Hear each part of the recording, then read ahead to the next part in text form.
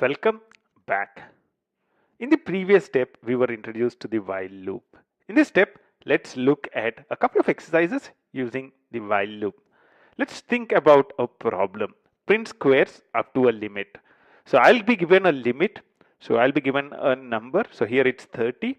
So I would want to print all the squares of numbers up to 30.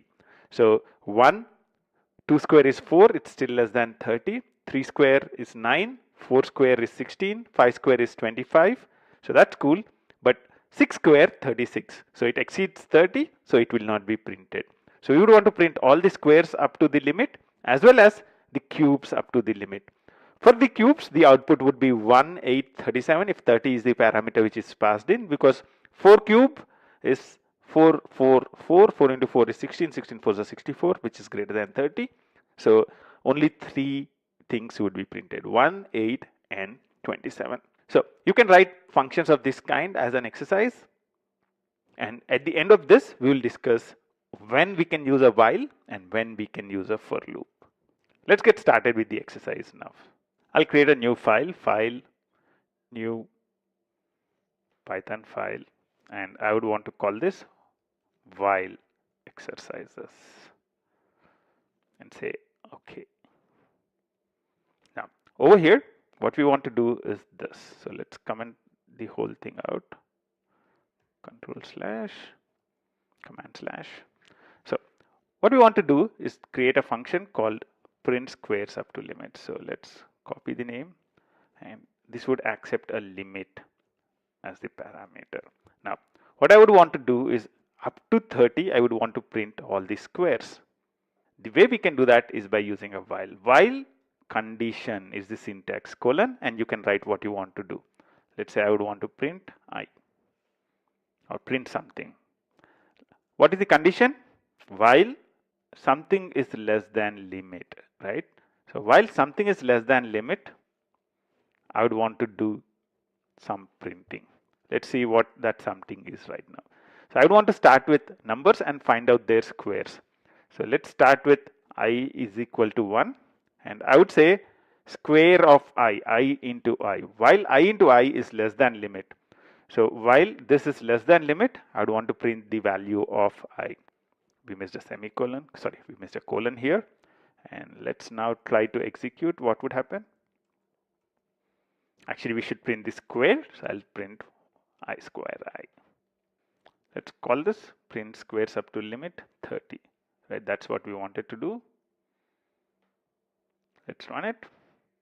Oops, it's still printing 1 again and again. Why? What did we miss? Think about it. What did we miss? We missed the increment. I is equal to I plus 1. That's something which a lot of beginners do. So now when I actually fix it, I is equal to I plus 1, and I execute it, I get 1, 4, 9, 16, 25. Be careful with the indentation. We would want I is equal to I plus 1 to be part of the while loop. So it should be indented the same way as the print statement. So 1, 4, 9, 16 and 25. That's what is being printed. That's cool. What we want to do is we would want to print it on the same lines. What we'll do is we'll end it with a space. Now if you run it, it's 1, 4, 9, 16, 25. And if you run it with any numbers, 60, it prints up to 49, right? That's the exercise number 1. One of the things you can already see is when I'm starting to execute this, when I'm passing 60 to this, I don't know how many times this loop will be executed. I don't know when this condition will be met. You can see that now we are printing 7 values. But if I actually increase it 80, it's printing how many values? It's printing 8 values. So from the number which is passed in, we have no way to guess how many times this loop will be executed. We don't know when this condition will be false until it's really false. Those are the kinds of situations in which you go for a while loop. In a for loop, at the start of the execution of the for loop, you are almost very clear. For I is equal to 1 to 10, for I is equal to 115. So you know how many times the loop will be executed. But for a while loop, typically you don't really know that. Now, The next exercise was to print cubes up to a limit. Pause the video in here and you can try it as a simple exercise. Okay, print cubes should be very easy. So I just need to copy the squares, cubes, I is equal to 1. So instead of I star I, it should be I star I star I. And over here it should be I star I. That's it. And we are ready. So let's now call this print cubes up to limit. What would happen? 1, 8, 27 and 64.